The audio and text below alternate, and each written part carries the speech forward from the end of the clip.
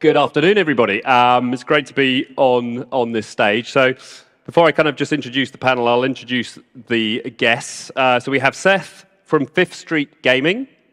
Seth, if you'd like to present yourself.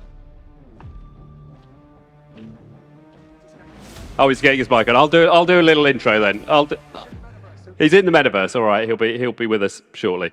So this panel is the debate.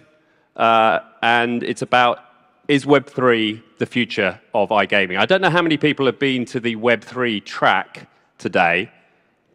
Have many people been there? No? A few of you. Okay, here's Seth. Seth, welcome. Perfect. Can I invite Alexandre from Alea to the stage? And last but not least, James, who works for Vegas City. Perfect. So just before I get the guests to introduce themselves, what we've been discussing on the Web3 track is everything Web3 today. We've been discussing the Metaverse, we've been discussing NFTs, we've been discussing regulation, play-to-earn gaming, etc. So the focus here really is going to be predominantly on the Metaverse and what our panelists think around how iGaming can find use cases within Web3 technology. So without further ado, I'm going to ask each of the guests to give a little introduction to themselves. So James, if you could go first. Yeah, so I'm the founder of a Metaverse startup called Vegas City. We've probably been going a while compared to a lot of the Metaverse outfits. So we're part of a virtual world called Decentraland. We went live in February 2020. And we're basically a district in the Metaverse, a district focused on the gaming and all things entertainment and commerce. So it's where you can find casinos in Decentraland. And Decentraland is one of the, for those who don't know, one of the two big decentralized metaverses that are kind of currently operating alongside Sandbox. Yeah. Alexandre. Yes. Welcome. Thank you. Thank you for having me.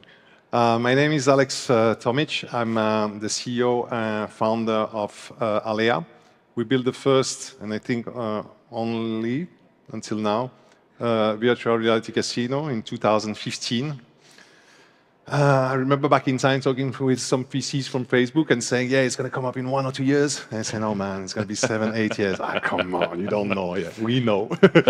And yeah, he was right. And we're in 2012, and there's still no VR here yet. Quest 3, which is called now Meta Quest Pro, is going to come out this month. I think it's going to be a very big improvement in terms of hardware. We're looking into it. However, even if, let's say, VR would become mainstream in 2023 or 2024, I see it very difficult for gaming companies to be there because it's 80% of kids for the moment. So we're not going to be tolerated in that environment. And we see what the Poker VR is doing on Steam. It's just free play. So I don't know what happens in the background if they cross-sell to the real game. The real money, yeah. But for the moment, I don't see iGaming gambling application going on VR stores. But we have the Metaverse. And then on this, Decentraland and these platforms, obviously it can happen. But we're not talking about VR.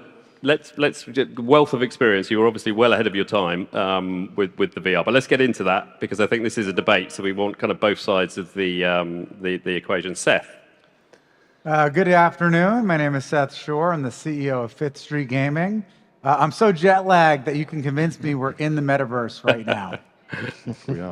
Now I'm a land-based casino operator from Las Vegas. I have a handful of technology companies, and actually I've had a Metaverse casino project recently, a Metaverse sportsbook that I'll tell you about later on in this panel. Awesome. Sounds good. Sounds good. So just before we kind of dive into the questions, can I see a kind of a show of hands just to kind of get a gauge? We did this with the kind of the meta stream. How many people in the audience own cryptocurrency? Any form of cryptocurrency? Okay. How many people own an NFT? It's a few people. It's a little difficult to see. And how many people think they've been into the metaverse? James, your hand has to go up, surely. Okay, interesting. So I guess not unsurprisingly, I'd say the numbers are lower than the meta stream that's been running today. So maybe what we start off with is just a little bit of a definition, because I think since Zuckerberg decided to change the name of his company to Meta, we've seen there was an explosion, certainly in terms of search terms, and it's probably become one of the most hyped words of the last year. We also saw, the price of the tokens for Decentraland and for Sandbox 10xing off the back of Zucker's announcement. But subsequently, we've also seen those tokens drop back to their previous value. We've also seen Facebook's value drop significantly. But at the same time, we've seen loads of brands, loads of industries continuing to kind of plow into and explore Web3 technology and innovation taking place. So I think it's quite confusing, and I think often people have different definitions, and maybe there isn't a definitive definition. But I'd just like to ask the panel for their views. Maybe James. I suppose, yeah, it's complex. There are different definitions, but it's a basic one. I think the one that relates to most people is that you would typically expect a kind of like a 3D world, maybe in VR, maybe not in VR. And I think what is sort of differentiates it between other kind of 3D environments is that they typically involve lots of creators responsible for their own part of it. So you can create games and constructions in a metaverse, and you will be able to kind of operate those independently of the people running the metaverse itself. That's certainly true for things like Decentraland and Sandbox, and also platforms like Roblox. Okay, interesting. So for you, it can be both centralized and decentralized, and Yes. blockchain doesn't have to be an integral part of the equation. Yeah. So it could span from gaming, like Roblox, all the way through to fully decentralized environments. Yeah. Alex, do you want to talk, I suspect, maybe on the VR side, given your experience, or broader? Not necessarily. Okay. I think it's important to differentiate Metaverse, which is an important feature of Web3 and Web3. So what's Web3? We have Web 1, which is the web. We have Web 2, which is social media, and where basically your data is a commodity, and it's very important.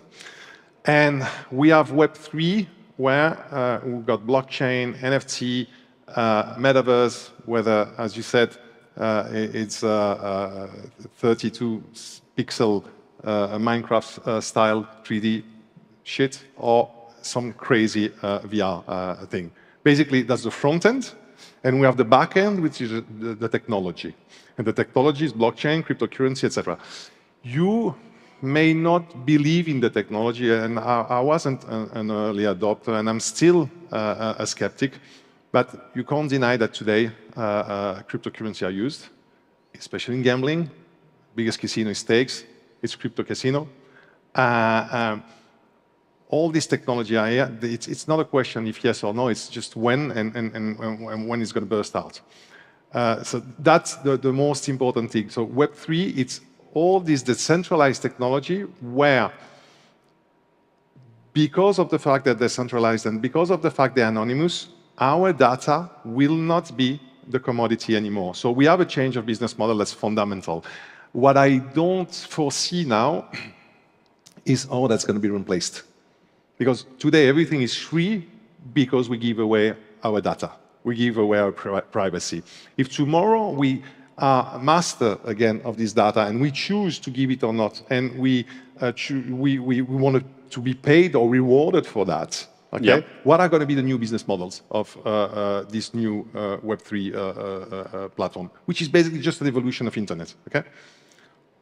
Interesting, yeah. So I think that's you're kind of touching on the decentralized Web3 aspect and data and your own identity and controlling that identity. which I guess, given James's point, could be, but isn't necessarily related to a metaverse. Exactly. Metaverse is just the front end. Yeah. Like we had desktop and mobile in 2012 that exploded, and we saw it in the gaming industry with Leo Vegas. That launched in 2012 and became the mobile casino. We're going to have tomorrow the Metaverse or VR or whatever you call it casino. Okay? But this is just the front end. And you may also not believe in that. Why did we go from desktop to mobile, and that, which is on the other side of the spectrum, we lower the quality of the experience, but we can take it wherever we want to something which is very immersive. Maybe people are not going to want that. And actually, I don't spend more than 30 minutes in VR. Yep. It's very, you close yourself to the external world. So I'm not sure this is going to work, but that's maybe the less important point. The more important point is the Web3. And the data piece. So just to play devil's advocate, I mean, I think you're right. I think you will need, businesses, if it does progress, will need to find different ways to monetize. But what if it's the consumer who actually says, well, look, I've had enough of my data being used because there's no such thing as a free lunch and these data breaches, et cetera. And there is a movement, which probably isn't our generation, it's probably the generations below us, that says, well, no, actually, this technology gives me power. And then you go figure how to make the money out of us. One thing, that it is not a coincidence if Facebook is Meta.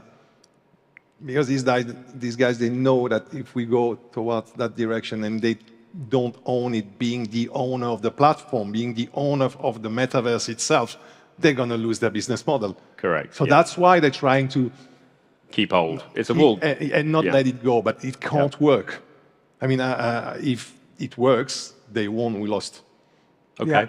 Yeah, all very good points. I'm going to butcher a quote for the second time today, and it goes something like, Metaverse can be defined as a moment in time when one's digital identity is as important as their physical identity.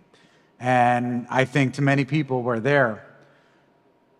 One very clear way of monetization, we are seeing it today with Roblox and other metaverse that have created an economy and have created digital assets that at least my children have no problem spending a lot of my money on.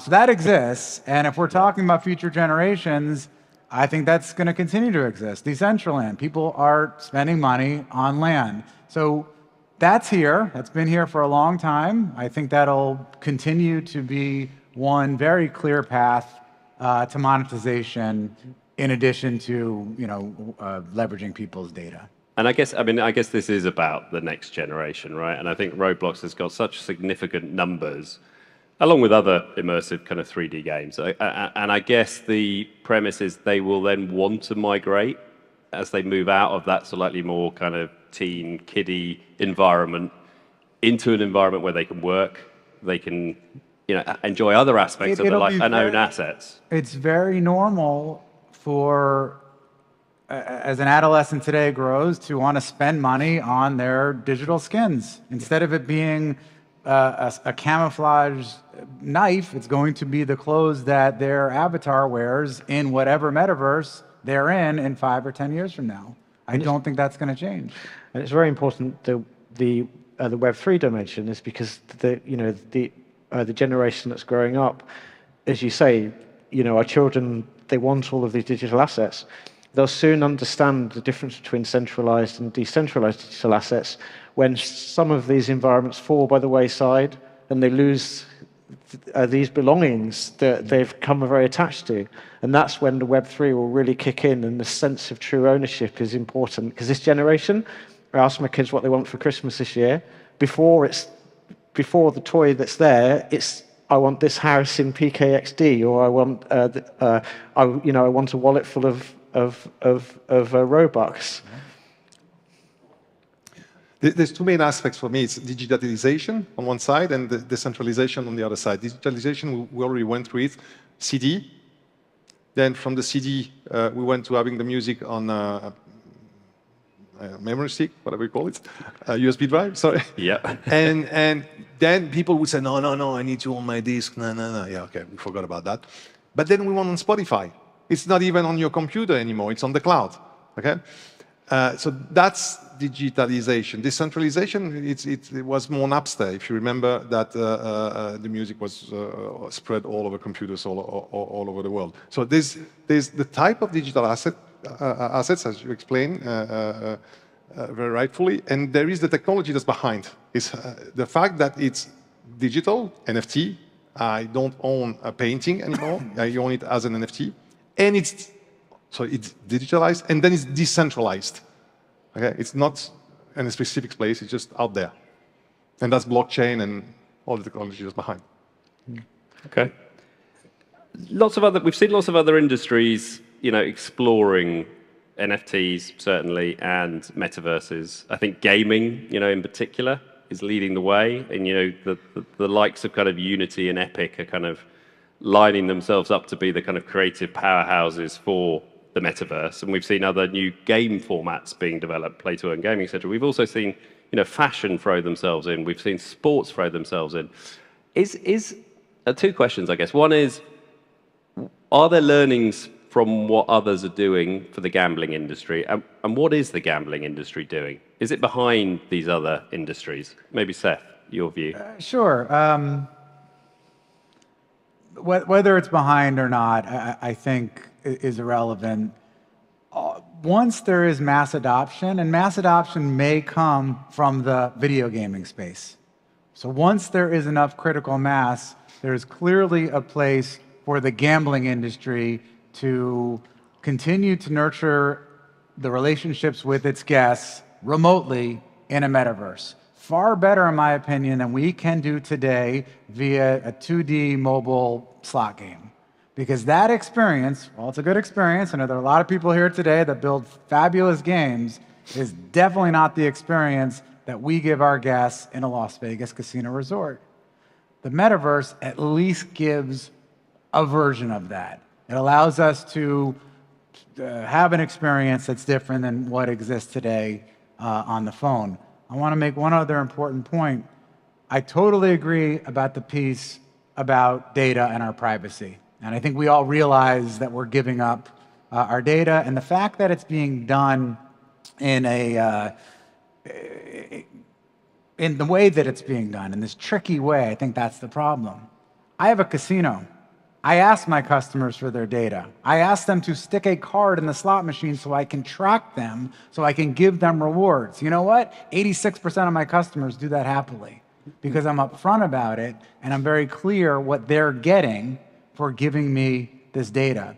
So I think if we're more transactional and more transparent about it, I have a feeling people are actually going to be more okay giving up their data than we think. It's just the way that it's being done today that I think we have a problem with. Okay, no, interesting. But I think the use case you touch on, and obviously from your perspective, having an in real life casino, the internet undoubtedly has been the biggest innovation for this sector and many other sectors this century. And that has kind of made the gambling experience solitary.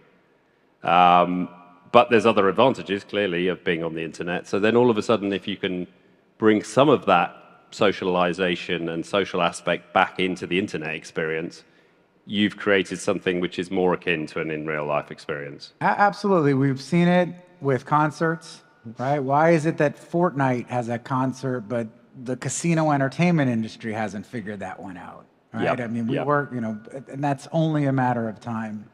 And then it comes down to status. Just like in a casino, people want status.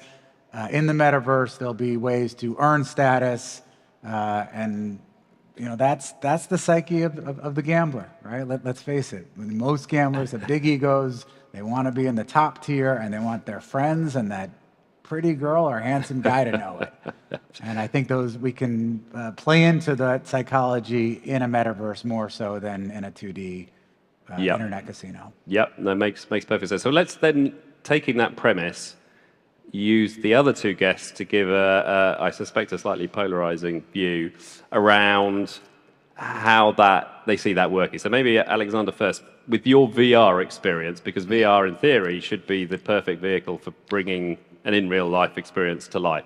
What's your experience been? So today when I see what's called the Metaverse, this Minecraft version, I mean, it's not sexy. I'm not attracted, and I don't even understand the purpose of it. You're talking things like Roblox, Sandbox, or Decentraland. Yeah. Well, now the experience we built in 2015, and so we started with Unity, and we built another version 3 years after in Unreal, and it's fucking awesome. I mean, when you put your goggles, you're in this VR environment that's really, I mean, it's a level of rockstar production. And you have cabinets of slots, and inside we emulated a web browser, Google Chrome, to be able to display games coming from the web, from all the providers, Microgaming, Net, etc. So these are real money games? Or? Yeah, real money games. You go inside, basically, we just take the games from our website, okay? It's on the web, and we put them in the cabinets. And we dress the cabinets with the theme of the game. I mean, it's beautiful. And I could spend hours there, and I was like, wow, just wow, it's beautiful. The experience is beautiful. And we didn't develop yet the aspect you're talking about, which is a social aspect when you can interact with other players, etc., that will bring it to another level. Okay, it was just the environment that was exceptional. I do believe in that, and with the technology we have today, we can do it, and with the technology we had before, we can do it. We did it on Rift. Okay, so it was connected to a computer. We adapted it for Quest 2. And with Quest Pro now, or Meta Pro, it's going to be even better. My only concern is the feasibility of it on the platforms, which are the VR platforms. It's going to be difficult for us to get there. That's my only concern. The feasibility of the platforms being like Steam or will not allow gambling application on their platform, on their VR platform. And here, again, it's not decentralized. We're not fully Web3. We're shifting towards virtual reality, but we don't have blockchain anymore. We don't have NFTs. We don't have everything we talked about, which is the infrastructure of the Web3. We're moving more, and we're talking more about VR, which is what I know. I find it amazing, but it's not Web3. It doesn't have the power of what Web3 is. Yeah, I guess it doesn't have to, though, right? I mean, you can still have an experience with that. Completely. It can be a very sexy, entertaining experience, and you don't have blockchain, you don't have this, you don't have that. Yeah. And on Meta, it's possible to have real money gambling? No. Not at all. So it's very difficult on all of the platforms. In any VR platform, you can't go, at least for today, with real money. Yeah, gotcha. Because it's kids, basically. Yeah. You know, I think it's worth pointing out on Meta, on Facebook, they've had social casino for a long time. People are wagering and losing a lot of money. You know, whether it's a version of that, I don't know how far off platforms or game developers are from accepting gambling. What I can tell you is I work very closely with the biggest game developers in the world, Activision Blizzard, Ubisoft, Riot.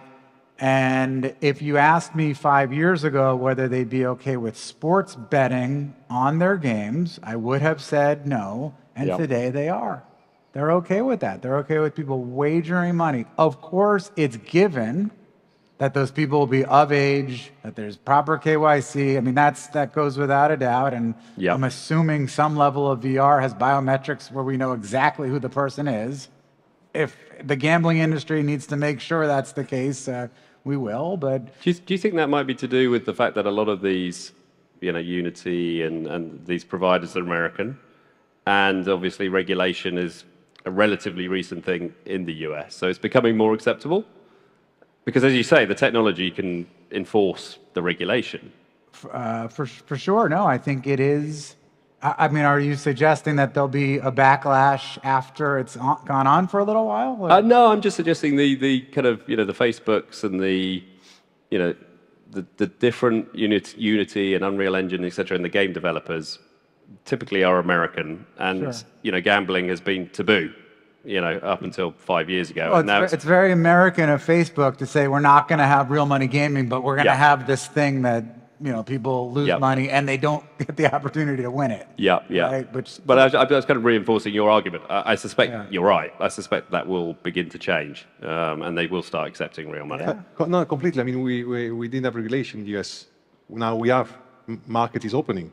Yep. So definitely it's going to, I agree. No, first, there's always a way. Social, casino, sweepstakes. I mean, there's many ways to go around. One thing. Second, we have regulations now opening in different states of the US, which means that it's legal that adults can play. So I think at some point you will be able to reach Facebook, etc. Okay. Yeah. My point is just that specifically about VR and today, 80% kids. Yeah. When it becomes mainstream and it matches the normal, I don't know, repetition of the population, I don't know how to say it in English, then yes, of course, fine. Yeah. But today you mostly have kids. That's the only thing. But of course, at some point we're gonna. Let's now get James's perspective, because James is operating. Well, you can explain. But so, I mean, we talk about bringing adults into this space. So that's about bringing the things that adults love into the space, not just gambling, to get that overall attraction. So sport, big sports tournaments are coming to the metaverse. It's open, so they can have some sort of sovereignty over their own IP. So we just in Vegas City, we've done a deal with the La Liga, the Spanish sports league. So inside Vegas City will be a La Liga stadium, and it will expose a lot of new content from the Spanish league, including actual soccer, but also more than that, a social experience in which people can watch soccer together. So when you put things like this in there, and you've got like top footballers on, in a press conference on Spanish national television, is when adults will come in, because they won't be able to resist it, because this is what they truly love. And if you create those hubs, everything else will follow around it. So it's only a matter of time before you walk out of this stadium and there's a bookmaker across the road offering bets on what's happening in there. Strip clubs. Strip clubs, well, yes, absolutely, 100%. I didn't want to be the first one. Says the Vegas man. I think that's amazing.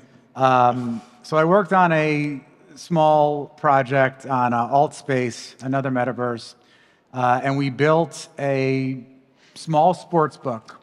And when you walked in, it was a man cave. It was a very well-designed sports book.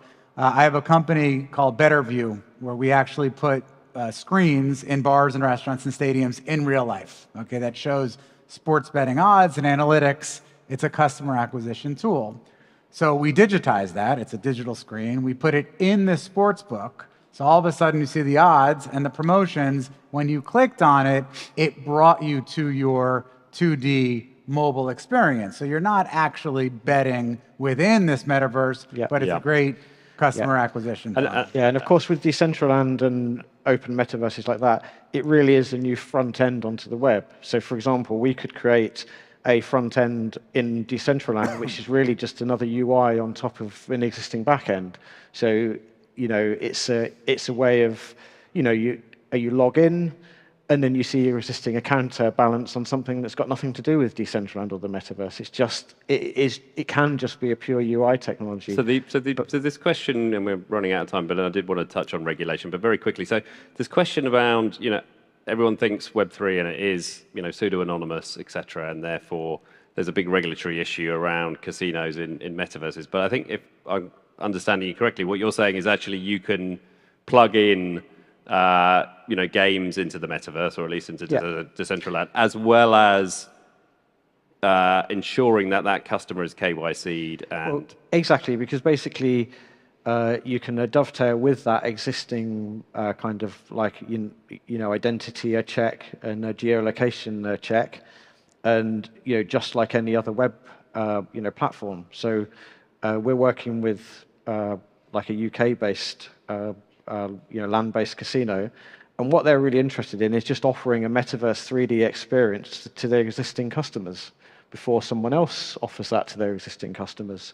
So, and that's fully regulated. It will be fully regulated, because basically they will present one set of content for the UK, the regulated, where they're licensed, and different content for the rest of the world. And they'll work outwards from there. And if they're first to market, which they probably will be, at least in Decentraland, then it's a stone's throw from expansion. Yep. So we may see some new players emerging.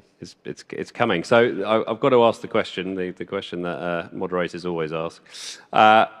Where do you see the biggest impact of Web3 within iGaming, the kind of broader Web3, let's say in 5 years' time, Seth? I don't know if it's 5 years or not, but I do see land-based casinos having a version of their property in a metaverse where they're able to extend their relationship with their guests at home. Clear. Okay. Alex? Money. I mean, it's right there. Cryptocurrencies within casinos, stake.com. It's just huge. We're talking about hundreds of millions per month. Yep. Hundreds of millions per month. They're bigger than any Mr. Green, Ladbrokes or whatever. They're just huge. And this is all crypto. Yep. It's today. Yep. It's very hard to see when you don't know, but we're talking about like tremendous amount of money flowing into crypto casinos. To the payments use case, which is here. And this money is not available in fiat. Yep, there's a clear... Or where it comes from is another story, but... but there's a clear use case there. James? I think we'll get to the point where a lot of existing corporations and companies are coming in and finding out how it works, and it's a learning experience. And I would think from 5 years, we'll see probably a fair balance between what exists today and Web3. So a casino, takes their first, steps. It may be for the next year or two, they're really content in just onboarding what they already have into that immersive environment.